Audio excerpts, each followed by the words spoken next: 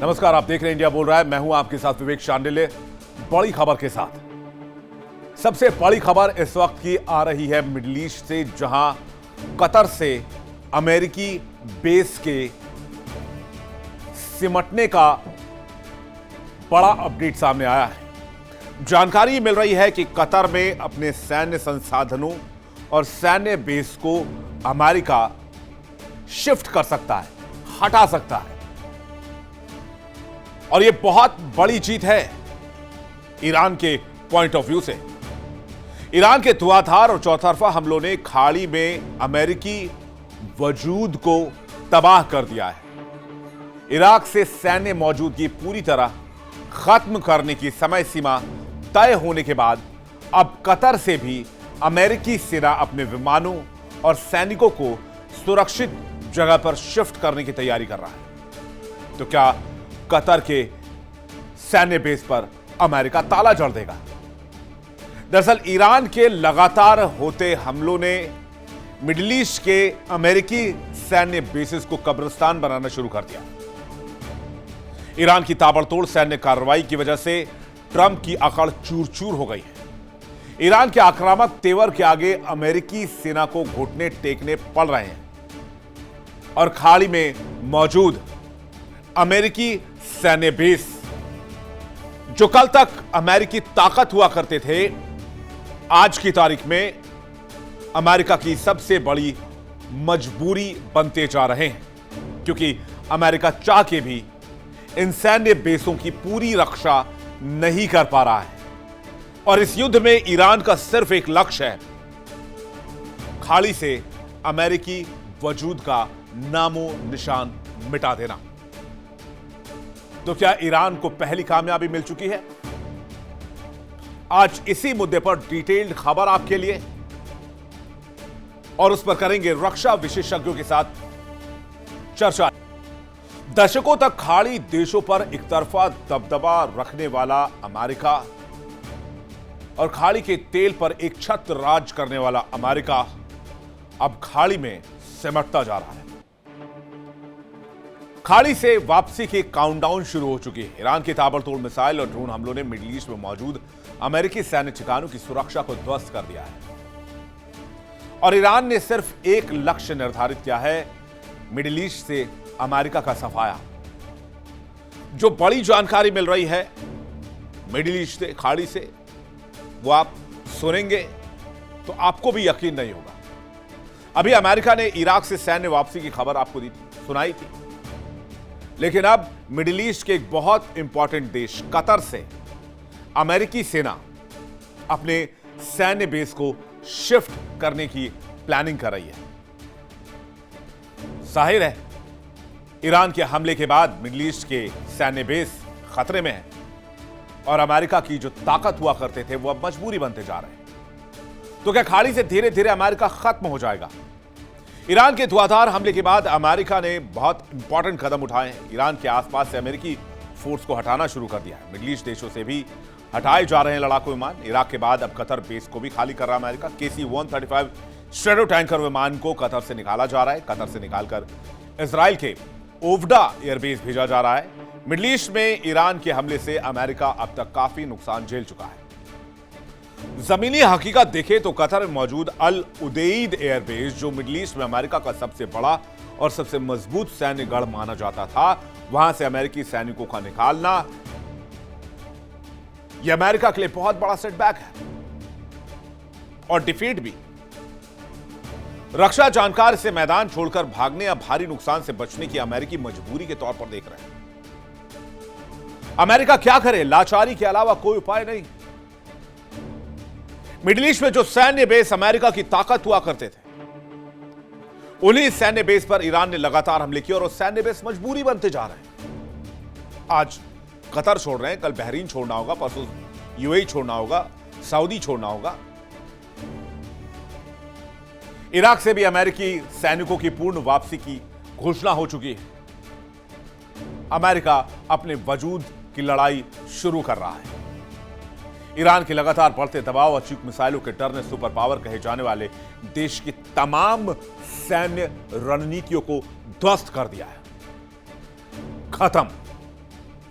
हालांकि ट्रंप इसे दबाने की कोशिश कर रहे हैं, लेकिन क्षेत्र में जारी हाई अलर्ट गवाही दे रही है कि ईरान इस समय अमेरिकी सेना पर भारी पड़ रहा है। हाल ही में ट्रंप का ईरान के आर्थिक रूप से बेहद महत्वपूर्ण खार्ग आइलैंड को लेकर दिए गए बयानों ने इस युद्ध में आग में घी का काम किया। राष्ट्रपति ट्रंप ने जब खार्ग आइलैंड पर अमेरिकी नियंत्रण और सैन्य कार्रवाई की खुली धमकी दी तो ईरान की तरफ से बेहद तीखी प्रतिक्रिया सामने आई।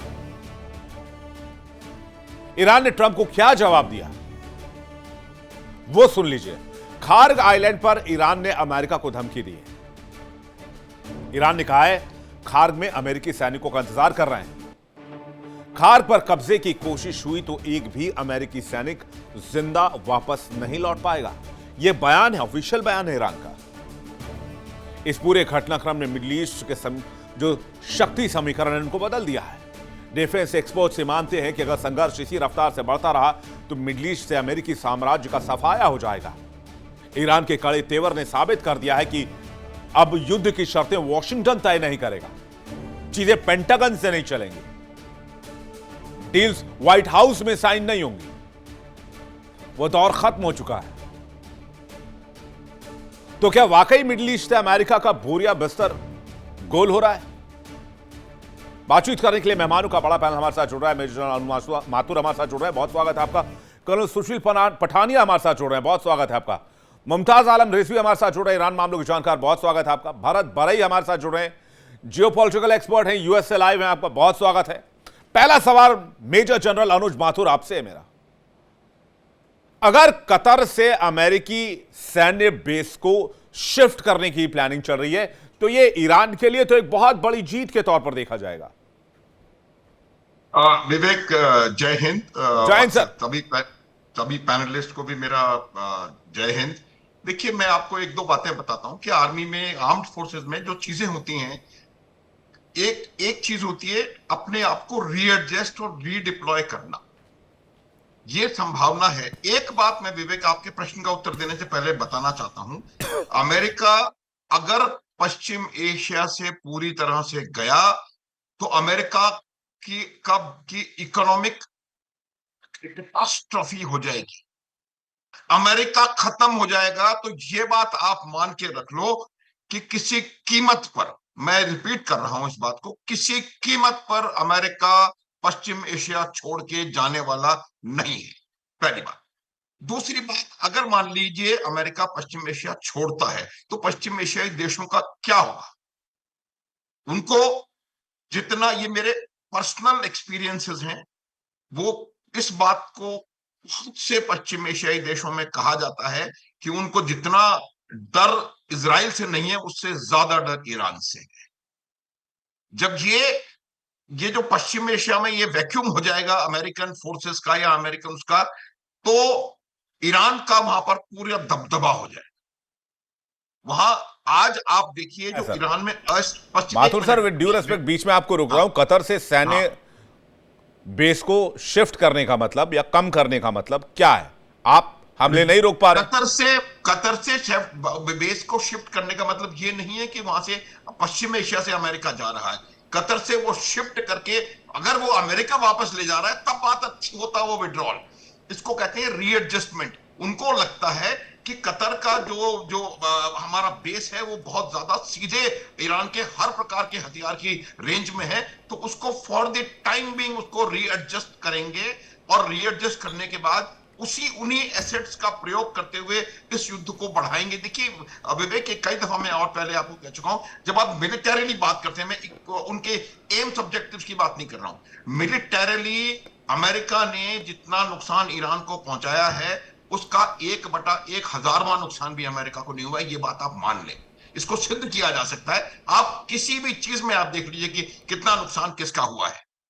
आप आज हालत क्या है ईरान में, कितने उनकी क्या एयर डिफेंस की क्या हालत है, इलेक्ट्रॉनिक वॉरफेयर कैपेबिलिटी की क्या हालत है उनकी, आप मुझे बताएं विवेक कि पूरे दुनिया में उन्होंने हमले कर दिए, जॉर्डन से लेकर के और ओमान तक, एक भी मिसाइल इजराइल में नहीं गई, वो भी तब जबकि उन्होंने पहली कंडीशन रखी थी कि इजराइल युद्ध बंद करे। इजराइल ने एक ढेला युद्ध बंद नहीं किया, लगातार इजराइल के गाजा और हिजबुल्लाह पे हमले जारी हैं, बावजूद उसके एक भी मिसाइल उस तरफ नहीं गई। क्यों? क्योंकि उनको वो नहीं चाहते कि एक वहां से भी एस्केलेशन आकर के और ईरान में जो एग्जिस्ट ऑलरेडी इतनी हालत खराब हो रखी है उसको और ज्यादा खराब किया जाए। इस और ये बहुत इंपॉर्टेंट चीज होती है, शतरंज का खेल है। आप 2 कदम आगे चल रहे हैं तो कहीं किसी एक जगह पर 1 कदम 2.5 कदम पीछे आएगा घोड़ा कहीं को। तो ये जो बात है ये बिल्कुल, इसको अगर हम यूं कहना प्रयोग शुरू कर दें कि अमेरिका बिल्कुल खत्म हो गया और घुटने पे आ गया और अमेरिका की बिल्कुल इकोनॉमी भी गई और मिलिट्री भी गई, ये मेरे हिसाब से ठीक नहीं रहेगा। हमको जो फैक्ट्स ऑन ग्राउंड है वो समझने की जरूरत है।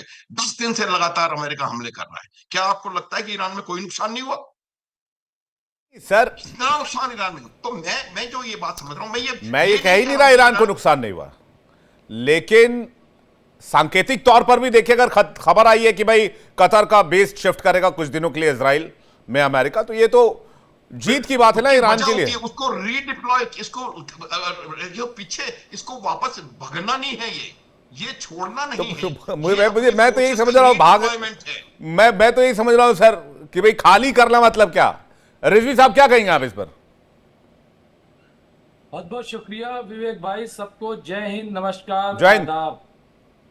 देखिए अभी जो बात सामने आई ईरान के ताल्लुक से, सबसे पहले मैं बेसिस की बात कर लूं। जब 40 रोजा जंग हुई थी तो हमने देखा कि तकरीबन 30 बेसिस को नुकसान पहुंचाया। हमें कोई ये बताए कि अमेरिका ने क्या उन बेसिस की तामीर दोबारा करवाई, उन्हें ठीक कराया? नंबर 1। नंबर 2 ये कि सिर्फ आप कतर या कुवैत की बात क्यों कर रहे हैं, इराक भी खाली कर रहा है अमेरिका, और कई बार ये रिपोर्ट आई है। और फिर एक रिपोर्ट और आई है, मैं आपको बता दूं, 750 इनके मिलिट्री बेसेस हैं पूरी दुनिया में, और ये 90 बेसेस 95 बेसेस को विड्रॉल करना चाहते हैं, वहां से हटाना चाहते हैं, क्योंकि बर्डन बहुत ज्यादा है और उनमें मिडिल ईस्ट के ज्यादा बेसेस हैं। और ईरान चूंकि ये बार बार कह रहा है कि आपको मिडिल ईस्ट से जाना पड़ेगा वरना हम इन्हें छोड़ेंगे नहीं।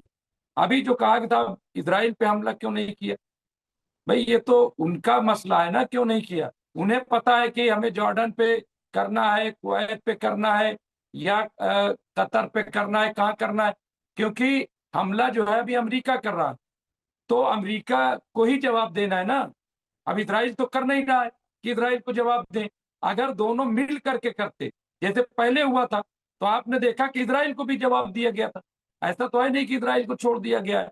तो मुझे ऐसा, और जहां तक ये बार बार कि इजराइल की क्या, ईरान की क्या हालत हो गई, ईरान क्या हालत हो गई, भाई ईरान की नुकसान हुआ है लेकिन वो फौरन तामीर भी कर रहे हैं, चीजों को बना भी रहे हैं, और उनके साथ अवाम पूरी तरह से इंटैक्ट है, पूरी तरह से खड़ी है।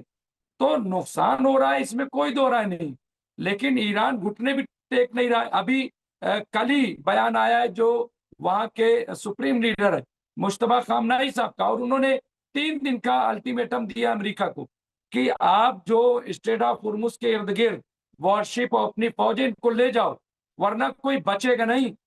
तो ये जो ईरान की ताकत है, ईरान का अपना हौसला है लड़ने का और न झुकने का। भाई ठीक है, आप ये कह दीजिए कि अमेरिका जो है नहीं खाली करेगा, ये नहीं करेगा, लेकिन एक चीज मैं ये भी बता दूं कि ईरान अमेरिका के कब्जे में नहीं आएगा, ईरान घुटने नहीं टेकेगा, और ईरान में बूट्स ऑन ग्राउंड अमेरिका कर नहीं पाएगा। करेगा तो बहुत भारी नुकसान होगा, और अभी भी भारी नुकसान हो रहा है, अमेरिका बता नहीं रहा है। आप देखिए बहरीन में कितना भारी अटैक हुआ है और जॉर्डन में, लेकिन क्या बता रहा है अमेरिका कि कितना नुकसान हुआ है। और बार बार ये रिपोर्ट आ रही है कि खुद अमेरिका के पास भी हथियारों की कमी है। मुझे जर्मन के चांसलर का वो बयान याद है कि अब अमेरिका के पास उस तरह के बड़े हथियार नहीं बचे हैं, वो भी खर्च हो रहे हैं। फिर अमेरिका ये तो नहीं चाहेगा कि मैं खाली हो जाऊं, क्योंकि अमेरिका के माशाल्लाह दुश्मनों की कमी तो है नहीं। इन्होंने इतना अच्छा काम कर रखा है पूरी दुनिया में कि इनके सारे के सारे दोस्त बने हुए, तो इसलिए मुझे ऐसा लग रहा है। और फिर ईरान के साथ रूस खड़ा है, चीन खड़ा है, वो लगातार मदद कर रहा है, तो हम इन तमाम चीजों से इन चीजों को नजरअंदाज नहीं कर सकते। देखिए इंडिया डेली 24/7 अब आपके स्मार्ट टीवी पर। इंडिया डेली मौजूद है सभी डिजिटल प्लेटफॉर्म पर लाइव और लगातार। इंडिया डेली 24/7, हर दिन राष्ट्र को समर्पित।